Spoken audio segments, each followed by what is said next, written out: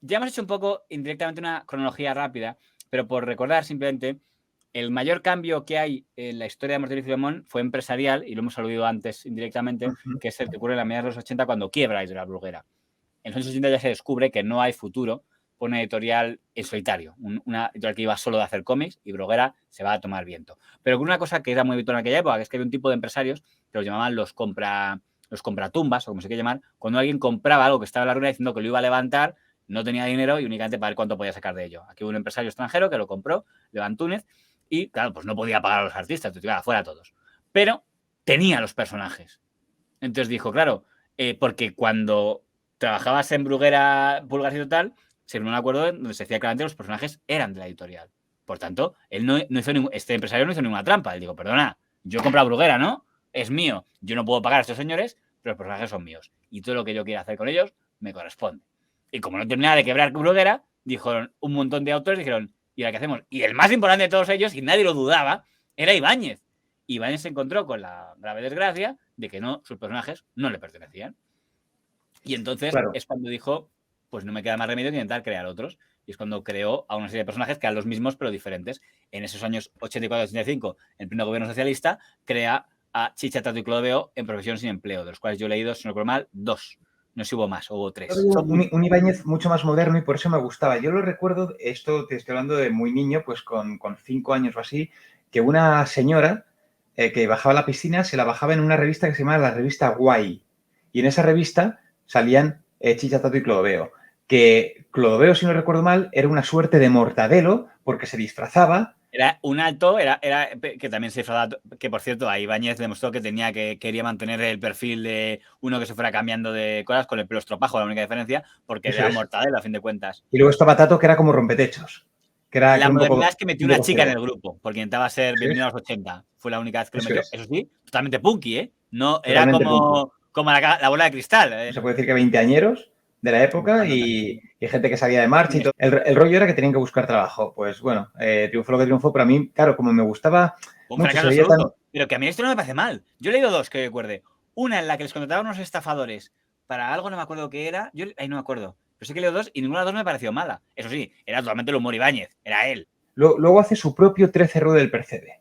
Claro, lo que mencionaba antes. Es Rebollen Street. Yo tengo el superhumor de Rebollen Street. Yo también lo recuerdo. El superhumor y cómo eran los personajes que había allí. La diferencia entre 13 Ro del Percebe y Rebollen Street es que es un 13 Ro del Percebe a lo grande. Es decir, en vez de ocupar solo una página, el edificio son 2 páginas. Repiten algunas de las cosas que ya se veían en 13 Ro del Percebe, como por ejemplo un piso que se está alquilando siempre. Había un ladrón también, hay una señora de los animales, pero meten cosas nuevas como un banco, un taller, un bar, meten nuevos comercios. Un sitio que esto era muy, muy curioso. En la Guardilla viven unos hippies y hacen muchas gracias de fumar porros. O sea, le meten muchas gracias de, joder, que esto que has traído, que es que estoy alucinando, no sé qué tal. O sea, hace mucha broma con el tema de drogas, sinceramente. Y estando muy bien, porque está muy bien, el problema que tenía Rebollen Street es que no es tan carismático como 13 Ro del Percebe, porque muchas veces en 13 Ro del Percebe pasaba una cosa que a mí me gustaba mucho, y es que se unían, cada piso entre sí tenían relación muchas veces, es decir, a veces escapaba un cocodrilo del veterinario y era porque lo estaba robando el ladrón del siguiente piso. Aquí cada piso era muy independiente y era como un sketch súper... que tú comprendes que no funcionará mucho. Claro, muy aislado de otros. 13 Ro del Percebe, por cierto, tenía una cosa también que está muy bien y era que a veces a la casa le hacía algo. Le inundaba, le ponía un apagón, la ponía del revés. Un derrumbamiento, sí, me acuerdo. Claro, un terremoto y se puso del revés. Esto de Rebollen Street era siempre lo mismo. Y por eso, aunque estéticamente llamaba muchísimo la atención, se hace más aburrido. Lo hemos comentado ya, pero durante ese tiempo siguieron saliendo cómics de Mortadelo y Filemón. Los que los despectivos hubieran dicho los negros, o no sé cómo llamarlos, pero eran gente... Los apócrifos. Los apócrifos, lo llaman los apócrifos. Sí, yo me he leído todos. Yo me he leído absolutamente todos. Hay solo uno que Ibáñez ha reconocido y que aparece en los superhumores actuales, lo puedes pillar, que es el caso de los párvulos. Malísima. Malísima, ¿eh? No sé por qué Ibáñez es la única que reconoce. El título, recuérdamelo. Básicamente, el bacterio inventa una fórmula para rejuvenecer y es básicamente pues que te No haces está pequeño. mala. Es simpática, que vuelven niños a todos, ¿no? Y al final todos acaban todos abuelos contra la sobrina. Repito, No, la abuela, contra la abuela, ¿no? ¿En qué influye la historia de que se hagan pequeños o no? En el sketch inicial y ya está. Y que a los malos les vuelven niños. Al final de cada capítulo. Pero durante el capítulo, el tema de que sean niños o no influye para nada. Para nada. O sea, es al final de cada capítulo es hacerlos pequeños. Y al principio un sketch de niños. Ya está. Pues hubo una historia judicial que salió en prensa en la época, el pleito, y lo perdió Ibáñez, con lo cual perdió el control de sus... con lo cual quedaría él muy decepcionado y muy dolido de cómo la justicia decía que no tenía derecho a dibujar a sus personajes, pero se sentenció tal, con lo cual ese fondo fue muy duro para él y para otros autores, pero era el más famoso. Pero afortunadamente para él termina de quebrar Bruguera del todo, porque no consiguió el empresario Leo Antúnez que funcionara, y Antonio Asensio, el de Interview, que dice, oye, me interesa probar esto de tener una división de cómic en mis 1000 revistas y 1000 cosas, voy a comprar la marca Ediciones B, que era una marca de Bruguera, pero me quedo con el sello y lo integro en el Grupo Z. Y durante un tiempo dibuja algún autor ya del Grupo Z, algún cómic de Mortal y Filemón, sobre todo historias cortas, tal, hasta que decide, ya lo acuerdo, y sale en recuadro en todas las publicaciones del Grupo Z. El Grupo Z contrata a Ibáñez para que vuelva a dibujar Mortal y Filemón. Estamos hablando del año 89. Pero lo que más me impacta de todo esto es que Ibáñez no pudo celebrar el 25 aniversario porque coincidió en este periodo. Y cuando luego pasan 10 años de todo esto que estoy contando, es decir, año 90 y algo, 96 parece ser, se cumple el 35 aniversario. Y Ibáñez decide que lo que no pudo celebrar en el 25 lo va a celebrar en el 35. Por eso los pocos autores que no tienen ningún número que sea 25 aniversario y de repente tiene uno con la extraña cifra del 35 aniversario. Porque él quería contar esta historia, quería contar un montón de cosas más, pero quería contar. Y me impacta mucho que aunque yo la primera vez que lo leí no lo pillé, después de le digo, mira, ¿cómo se calla lo del pleito? Cuando ya sigue el pleito, digo, sí que lo cuenta. De manera muy sutil, pero no solo cuenta eso, sino que cuenta una cosa que me parece genial, que es cuando le llama al Grupo Z y lo cuenta con 2 viñetas, que es una primera diciendo, saca el del Grupo Z diciendo a un dibujante, hemos pensado que usted dibuje a Mortal y Filemón, que dice, yo de eso, y le ves tirándose por la ventana, vale, llamaremos a Ibáñez. Y dice, y entonces se produjo un diálogo entre editor y dibujante, todo entre caballeros, y saca al Grupo Z con Ibáñez diciendo, 50 por página, y una mierda, súbete que baila, 500 y porque es un lagarto repugnante, no sé cuánto y porque me das asco. No conozco dibujante alguno que se haya atrevido a dibujarse a sí mismo reconociendo que tuvo que haber una negociación por todo lo que se sentía humillado por haber perdido a sus personajes. Dirá, ¿queréis que vuelva? Y más o menos ponerlo en un cómic suyo. Eso me pareció, para mí, en momentos más chapó de Ibáñez. De se automilla constantemente, ¿eh? Claro, pero de por qué Mortadelo deja de dibujarlo. ¿Por qué vemos tantas historias tan mal dibujadas de Mortadelo y Filemón, incluso historias cortas con dibujos reciclados, que ahora hablaremos de ese tema? Y todo eso nos explica todo ese proceso que no conocíamos y a mí me parece maravilloso. Él se presenta como un torpe. De hecho, llega algo muy atrevido, que es sacar cuando le dicen que tenga familia y supuestamente lo ponen porque tiene un malentendido y le dicen, no, una familia historieta, y le ves ahí declarándose a su mujer de, yo te quiero, tal, no sé qué. Por cierto, él ha contado en entrevistas que lo que cuenta las hijas es verdad. O sea, que en la primera entrevista que hicieron a sus hijas, ¿no? Les preguntaron, ¿cuál es el personaje favorito de vuestro padre? Y dijeron, nuestro personaje favorito es Zipi Zape. Ahora bien, quiero pensar que nos metió la hostia que les mete. Sí. Aniversario. Esa viñeta es un poco fuerte. A mí lo que me gustó mucho de 35 aniversario es cuando te mete el cameo de todos sus personajes o de muchos de ellos. Incluso de aquellos que luego no le saca todo. Él quería que todos estuvieran un poco allí. Hasta la familia Trapisonda, hasta... a los de los deportes, que no me acuerdo cómo se llama, Pascualino y no sé qué, hablamos del deporte fino o algo así. Y hace siempre que coincidan como un par de viñetas con Mortadelo y Filemón, que es como su recuerdo a ellos. Es como si él quisiera hacer un homenaje a todos sus personajes, incluyendo, y tiene mérito, a Chicha, Tato y Clodoveo, que eran de otra editorial. Y también los mete. Totalmente. Que se los llevan de cañas y todo eso. Sí, efectivamente. Quiero que comentemos el tema de cómo son los apócrifos y cómo hay uno que me parece el único apócrifo bueno, que es Las criaturas de cera vivientes. Es un gran apócrifo. Creo que me gusta mucho cómo hilan los capítulos entre sí porque van derrotando criaturas de cera vivientes y cada capítulo, pues el final lo unen con el principio del siguiente y tiene uno de los mejores malos que hay, que es el personaje de la murga. Las criaturas... ¿Perdón? Que tiene uno de los mejores malos villanos que hay, que es la criatura, la murga. Es brutal. Genial. Está inventado específicamente esa historia. Recuerda mucho el personaje de la cizaña de Asterix, por cierto. Claro. Es una historia corta, pero es de las... Digo, cada capítulo me refiero. Pero es de las historias para mí mejores de Mortadelo y Filemón. No de las mejores, no de Ibáñez. De todas, ¿eh? Están en mi lista de las mejores de Mortadelo y Filemón. Podría haber estado en esa... Pues es verdad que se nota algunas cosas diferentes en cuanto a estilo, que cuando me dijiste que era apócrifo no me sonó raro porque hay cosas del estilo que parecen diferentes, pero cada capítulo tiene su autonomía. Dentro de que siempre es contra un monstruo, el de que es en el hospital, el que es en la fiesta de los duques, el que es en el monstruo del lago Nestal, estaba muy currada esa historia. Y dices, coño, ese negro tendría que haberlo usado más veces, porque está bien desarrollada todo, incluso el final, más allá que un tanque vuele a un tío por los aires, yo eso me dolía un poco, que un tanque desintegre a un pobre ladrón, asesino, aunque es un asesino, pero dices, oye, no me gusta que muera gente de una manera tan bestia, pero era una historia buena y, como dices tú, la murga cuyo único poder era simplemente... Bueno, aquí me acuerdo, la Ofelia persigue al verdugo. Es que la Ofelia era de armas tomar. Yo entiendo que no es muy feminista porque es acosadora, pero no era débil. Porque hasta el verdugo, que es un gordo, sale pitando cuando viene a... ¡Hombre, guaperas! Tal. Es que realmente la Ofelia era armas tomar, ¿eh? Pero te digo, ese cómic es una excepción absoluta, porque luego el resto, Simón el Escurridizo, el profesor Probeta contraataca, creo que se llama, a la caza del Chota. Muy chunga, aparte de que están mal dibujadas, son tan infantiles, tan malas. El lavador de cerebros, horrorosa, de lo peor que se ha leído. Si te ves la primera página del lavador de cerebros, ya dices, ¿esto qué narices es? Mal redactadas, mal dibujadas. O sea, Mortadelo disfrazándose mal. Bueno, el crecepelo infalible es otra que es rara. Rara. Sobre todo, además, recicla muchos dibujos de la Estatua de la Libertad, por cierto, el crecepelo infalible, ¿eh? Muchísimos, muchísimos. Pero eso pasa a veces, en historias cortas, que es que están copiando, pero si hasta a veces copian a extras. Dice, pero si este extra, me acuerdo de él, es el mismo extra que he visto. Tengo que preguntar por la aparición de Mortadelo y Filemón en la pantalla. ¿Tú has visto la serie de dibujos de Vara? Sí, sé lo que me vas a decir.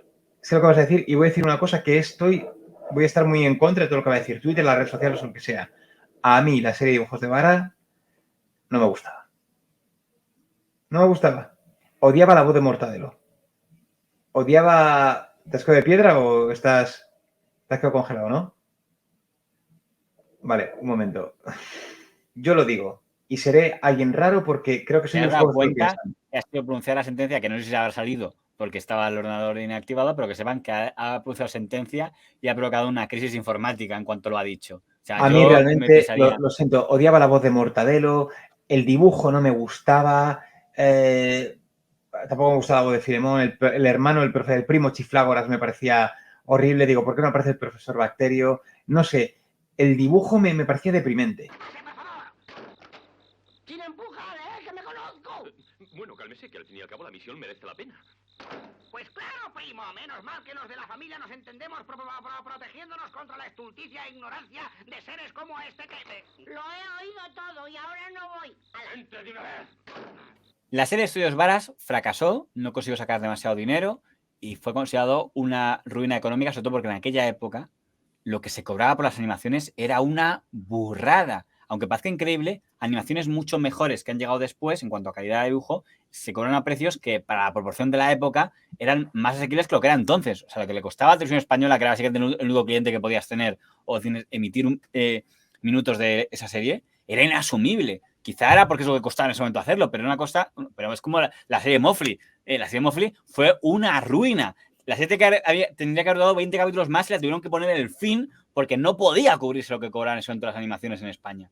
Una cosa que es una... Bueno, sin embargo, voy a decir una cosa de la serie Estudios Vara. Yo tenía frases de esa serie. O sea, yo algo debí ver un día que estaban poniendo, mira, Mortadelo y Filemón en dibujos, ¿sí?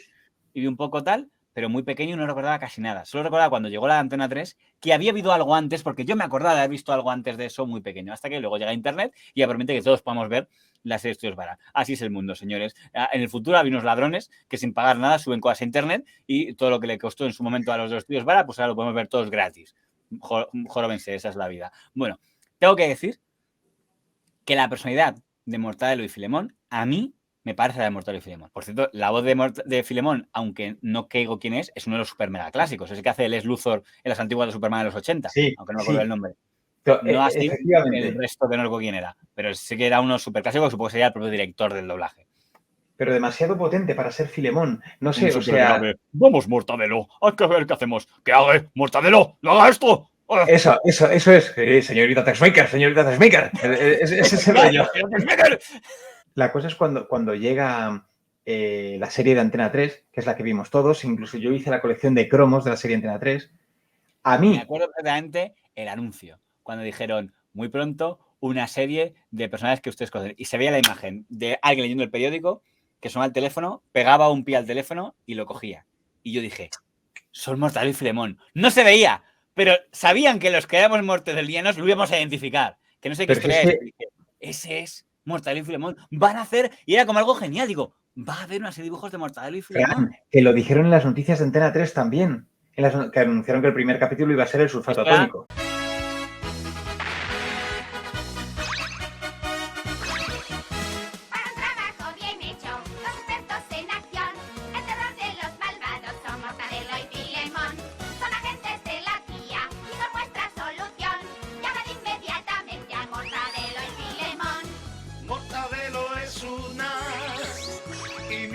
Cambia de disfraz y la secrofelia va tras él, que sale disparado a más de 100. Acaba de morir hace poco, era Claudio Boyd, el BRB, el más parecido a un Pixar que hemos tenido en España, aunque al final acabó arruinado como todos, pero el que en ese momento se volvió loco para bien.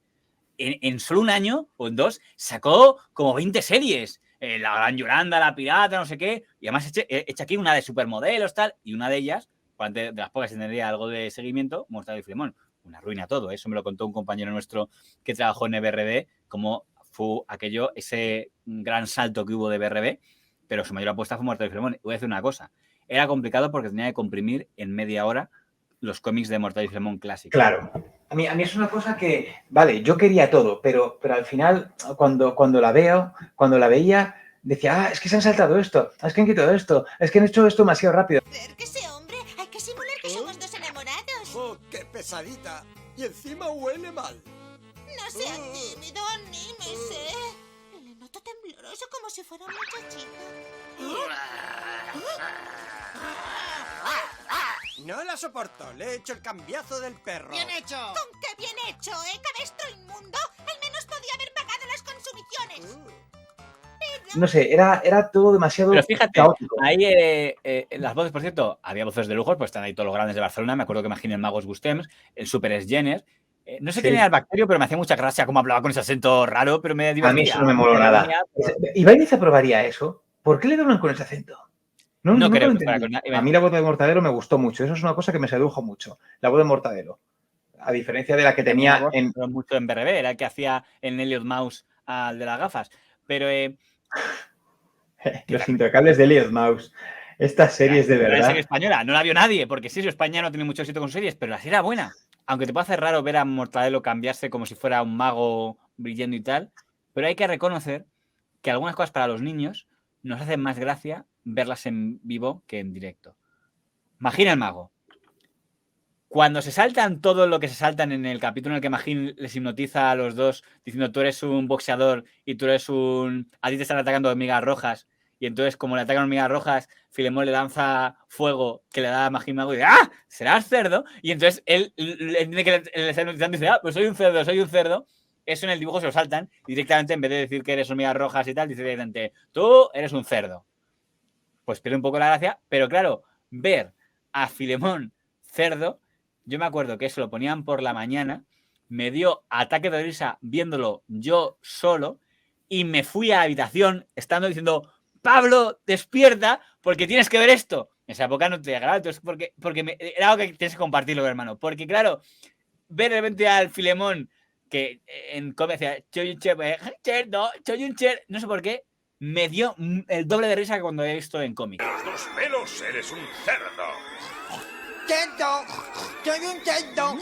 ¡Tengo hambre! ¡Voy a buscar ¡Que escapa el puching! Lo siento mucho, pero es que creo que no hubo ningún capítulo de Mortadelo y Filemón que dijera, está bien, está a la altura. Me cabreaba, me molestaba, de verdad, porque lo veía tan diferente al cómic. Se ve que son muy políticamente incorrectos. Por supuesto, cómo se saltan en el capítulo del Bronx en el de Estados Unidos. No podía salir en ningún momento.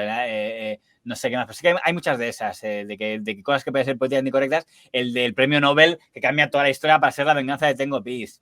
Pero otros que el final es antes, o sea, ponen como final un final que no es el final real del capítulo. En el de Safari Callejero, donde al final hacen que sea que le rompen el coche al súper y les persiguen, no que el policía acabe barriendo ahí, etcétera. Pues ese tipo de cosas. Entonces, a mí hizo que me desencantara muy rápido. Hay una cosa que sí apruebo, y lo he mencionado antes, que es habilidad de los guionistas por entender lo que es un final, que es en el de tú dices que se va a enseñar el poder del título, en el que tiene que reemplazar al director, donde la gracia que hacía Ibáñez es que al final el director dice, mira, ha decidido que su sucesor sea este, y saca a Popeye. Claro, los de BRB dijeron, no podemos sacar a Popeye, no nos pertenece, pero dices, perdona, somos BRB, ¿no? Tenemos personajes, usemos uno de los nuestros. David el Nomo, D'Artagnan. Un acierto, digo, el que dijo eso entendió cuál es la gracia. Digo, ¿cuál es la gracia? Que un cameo, pues vamos a hacer uno de los nuestros. No sé qué Ibáñez, pero es igual. Digo, nosotros hemos pagado. Y dijeron, y además escogieron bien, porque ¿quién puede caer? Coño, D'Artagnan. Y que te digan, el nuevo director será este. Y sale D'Artagnan con la canción de D'Artagnan de fondo. Pues yo a la de Estudios Varas la pruebo con un 5 pelado y a la serie de dibujos de Antena 3 la pongo un 6. Y hasta aquí, porque las incursiones en pantalla después, que es lo último que quiero tratar con usted antes de su conclusión final, no las puedo aprobar. Y ojo, la película de Fesser, de Mortadelo y Filemón, creo que es la única película al cine que creo que debo haber ido a ver al cine un total de 4 veces. Que es yo mi récord yendo al cine, o 3 o 4. Aunque 8 mujeres también fui 2 veces, pero creo que hemos de si no 4, 3. Una solo, luego otra con amigos y luego otra con mis hermanos. ¿Y por qué? Porque me parece espectacular. Pero no era Mortadelo y Filemón. Claro. A ver, es que es... Me parece un poco esquizofrénico. Yo le dije a mis hermanos, ¿qué te entiendo. Es que, a ver, os invito a todos. Digo, ¿por qué? Digo, porque es el mundo de Mortadelo y Filemón. Han conseguido crear, efectivamente, un mundo de cómic. Pero ellos no son Mortadelo y Filemón. Es más el milagro de Petinto, tío. Que es que ese mundo de es humor absurdo metido con... Fesser se hizo de oro, ¿eh? Hay cosas que no han funcionado. La primera de Mortadelo y Filemón sacó el doble de lo que habían gastado. O sea que realmente fue una película cara, pero recuperaron bastante, con toda esta razón. Hombre, interpretación se la va a llevar Benito Bocino, doblado por Carlos Latre, por cierto. O sea que es Benito Bocino no sabía hablar. Ya, pues por eso, efectivamente. Pero bueno. Pero era Latre, pero ¿el Latre lo cambió luego o...? No lo sé, yo solo he visto en el doblaje.com. He visto que le han preguntado a Latre y dice, sí, yo le doblé. Y claro, yo me pregunto... Digo, pues, ¿en cuáles? Porque claro. Yo hasta ahora indultaba a Benito Bocino diciendo que no sabía hablar, pero si me dices que Latre, que sí sabe hablar, es él... Pues porque tú piensas tú, la gente secreto, porque parece que están dando una mudanza de mierda. Digo, vale, era un gag que no se ha entendido porque ya estés atropellado, pareces yo o Fraga. Pero dices, cuando es un gag, tiene que entenderse. Porque es usted el super y nosotros los agentes secretos, que si no parecería que nos está cargando una mudanza de mierda. ¿Qué es una mudanza? ¡Pareja de asnos poliomelíticos! Y le preguntaron a Ibáñez diciendo, ¿qué le parece que hablen así en la película? Claro, Ibáñez no podía criticar la película porque había sido un éxito rotundo y a un autor no puedes criticar. O sea, Ibáñez, ¿a quién ponía a pedir Ibáñez? A la serie del autor Sacarino, que fue una mierda, la quitaron a las 3 semanas y no me extraña. Yo la vi. A Jorge Ruelas. No puedo creer. Y yo me recuerdo a mí mismo intentando defenderla ante mi familia de no queremos verla, es una mala de. Y no, venga, ya veréis cómo mejora. Y yo por eso decía, ya sé que es una mierda, pero soy ibáñezista, tengo que defender esta bazofia. Hasta aquí el botón es Sacarino. Hasta mi perro me mandó el otro día a cocinar. Tengo todos pesados apartándome la vida noche y día. Me queman por un sueldo que se arruina. Si quieres que haga tía, el precio ordena y ordena y no se entera. Que luego el director se la juega. Me envía a mí para que yo me coma los marrones. Y yo no quiero que me toquen los botones. Me vuelo. No te pierdas la serie más divertida de la televisión. El botón es Sacarino. El miércoles por la noche, a tus órdenes, en La Primera. Siempre a su servicio, Presi. Luego le leí a Ibáñez en una entrevista diciendo, me encantó que la quitaran de lo mala que era. Digo, joder, yo defendiéndola y el Indiani Ibáñez la defiende. Daba mucha vergüenza ajena, ¿eh? Me daba pena Jorge Ruelas, que le considero muy buen actor, pero... Sí, no era culpa de los actores. Si el reparto era bueno, por eso es más delito todavía. Hasta el director lo hacía muy bien, pero es que la historia era horrorosa. Se parecía, y el director, sí, se parecían, eso es. Volviendo a esta. Claro, como sabía bien, él decía, el lenguaje, bueno, es que el lenguaje del cine es otro. Pero a raíz de esa película, yo creo que Ibáñez dijo, pues voy a meter este lenguaje en el cómic. Y a mí me... ¿Tú crees que fue a raíz de la película? ¿En serio? Desde luego, el cambio de Ofelia y el Súper fue inmediatamente después de esa película. Ya es lo más viejo verde. Sí, es que ese rollo del Súper, que además se le hacen se le empieza a descubrir al Super una edad que yo no sabía que tenía, o sea, se le hace como muy viejo. Hay un capítulo que se le sale la dentadura postiza y digo, ¿cómo va a llevar el Super dentadura postiza? O sea, le hacen ese rollo como ya mayor, pero viejo verde. A mí no me gusta nada, es verdad. Y la Ofelia sí, es un poco el mismo rollo. Puede ser, nunca había caído Estoy en eso, diciendo que la película me gustó, ya digo, si debiese ser el tío que a veces la vi en el cine en España, pero no era Mortadelo y Filemón. Ni Hombre, siquiera Pepe Villuela, me parece nunca Filemón. Pero Pepe Villuela hace un papel brutal. Brutal. Claro, es un gran personaje, pero no es Filemón. Es hecho el protagonista. No es Mortadelo y Filemón, es Filemón y compañía. Nunca entendí por qué no les raparon completamente para la película. ¿Es eso que les dejaron con pelo por detrás? ¿Por qué? Es una peli Fesser de humor. Y a mí eso me gusta mucho. Yo soy muy fan del Milagro Petinto. Entonces, ver esos momentos... Si yo siempre he pensado que en español iría mejor imitando ese estilo. Aunque no me gusta nada esta última de cuestión de pelotas, como se llamara. Ver ese reparto que coge Ibáñez, Ibáñez Fesser, que es tan cómic. O sea, esos actores, es Eduardo Gómez, es otro la nariz tan grande. Los personajes que coge son gente con la cara muy de cómic. Del robo me parece espectacular. Con todos los agentes, Super Conejo, los mamporros, tal, el mosquito. Es brillante. Merece 1000 premios. Mi fallo a mí en la película, que insisto, es de las mejores películas españolas que yo creo que se han hecho, es que no era para mí tan difícil que Mortadelo y Filemón hubieran sido un poquito más Mortadelo y Filemón. Hasta la Ofelia es más Ofelia que Mortadelo y Filemón. Que es que Mortadelo y Filemón tampoco tienen una gran personalidad para una película. Es cierto, no la tienen muy desarrollada. De alguna manera. Pero había más. ¿Cómo desarrollan la película? Lo desarrollan en que Filemón tiene el complejo de ser agente, pero hasta el punto de que Filemón eclipsa totalmente a Mortadelo, que se convierte en un apéndice prácticamente de Filemón. Más aún en la segunda película, y en la tercera, donde Mortadelo es un acompañante del protagonismo concentrado todo en Filemón, que es Filemón y compañía. Insisto, las 3 películas es Filemón y compañía. Con algún momento de Mortadelo, pero Mortadelo es un papel muy secundario en comparación con Filemón. Te iba a decir que era por la interpretación de Pepe Villuela, que se come la pantalla, pero en la tercera no está doblado por Pepe Villuela, está doblado por Humphrey Topera, que es el que hace de El Bacterio en las películas, y está doblado por Ramón Langa también en las partes de los sueños. Sí, una secuencia, la del sueño. Pero fíjate, el Filemón de la tercera película es totalmente el Filemón de las películas. Que yo dije, ¿pero por qué lo habéis hecho? Digo, si era una cosa... No, vamos a hacer el Filemón de las películas, se va a hacer un Filemón nuevo. Vuelvo a las películas. Claramente el que hizo la segunda película sí tenía más presente el cómic. Voy a fijarme en guiños, voy a hacer que Mortadelo y Filemón se llamen con el Bacterio como en el cómic. Voy a hacer que los nombres de los agentes, los villanos sean villanos de Mortadelo y Filemón típicos, enseñando sus fichas policiales, tal. Tenía muchos más ingredientes para ser una película más fiel al estilo Ibáñez. Y es una mierda de peli.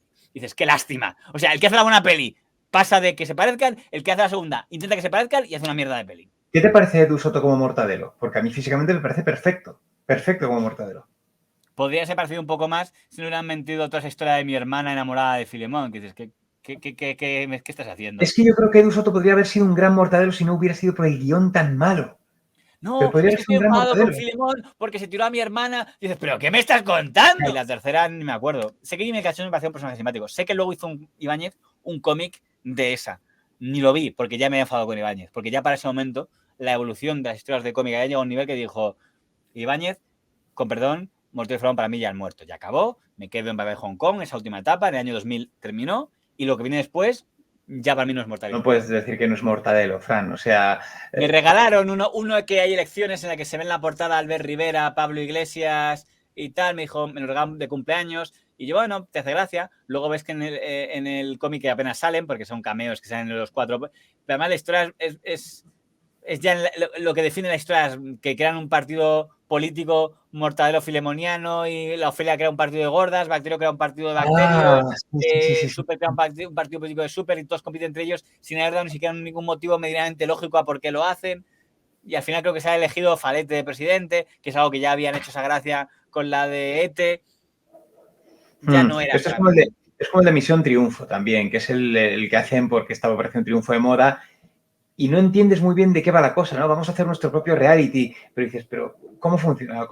Dame una explicación de todo esto. El de la propia película que hacen tampoco me parece que tenga especial gracia. Yo encima tengo una vena que era ya muy sensible por muchas cosas. Y había muchas cosas que me dolían. O sea, yo, determinado tratamiento de la muerte, lo guarro, ver un humor cada vez más cerdo del Mortadelo y Filemón, a mí me dolía. Digo, esto no era ellos. No era...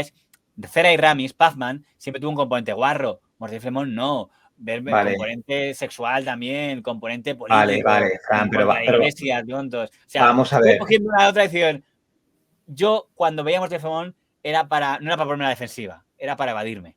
Y veo aquí ya demasiadas cosas que me están... Estamos hablando de un cómic que duró 50 años, tío. 50 años. Quería coger a la siguiente generación. Es decir, bueno, quería coger también... Es que ya no quiero para ti, viejo. Tú eres viejo. Yo estoy intentando coger a los más jóvenes que tú. Fran, está claro que como nostálgico a mí también me gusta más el humor inicial, etcétera, etcétera, y me cuesta ver a Mortadelo cogiendo un móvil y ese tipo de cosas. Está claro. ¿Cuántas veces empezó a ver el culo constantemente de ellos? De Mortadelo. Hasta el final llevas desnudos completos que se le ve hasta enseñando la chorra. Que dices, eso antes no pasaba. No pasaba. Dices... ya estás jugando a que no había uno en el que no hubiera un culo. Me hace gracia. Siempre se quedan desnudos delante de una vieja. No, pero antes se tapaba algo, se quedaban, pero la viñeta se tapaba. Al final ya lo veías todo y dices, joder. Es una evolución de alguna manera natural. Son 50 años. Tú dices, no, es que quería agradar a la nueva gente. Hombre, también su cerebro evolucionaría. No creo que sea un señor del franquismo toda su vida. Pues yo creo que él también evoluciona. Él vive un proceso democrático, él vive la llegada de Internet, no sé, nuevas cosas que han pasado. Cuando él en el 35 aniversario, cuando dice, nació un año tan bonito como el 36, porque justo nació cuando comienza la guerra civil y se ve ahí el bebé con, mira, mamá, con una bala caída. Y hace dos viñetas muy atrevidas, que dice, el bautizo tardó, dice, porque en ese momento los sacerdotes hacían aspiraciones para construirse cajas de pino gallego y se veía un cura cabrón diciendo, no, pan no tengo, pero tengo estampita. Pero dice, y también había curas que no te podían bautizar porque en aquella época practicaban la equitación. Y sacan a un cura perseguido por revolucionarios, porque está actuando la persecución de la Segunda República, que es muy atrevido sacar eso.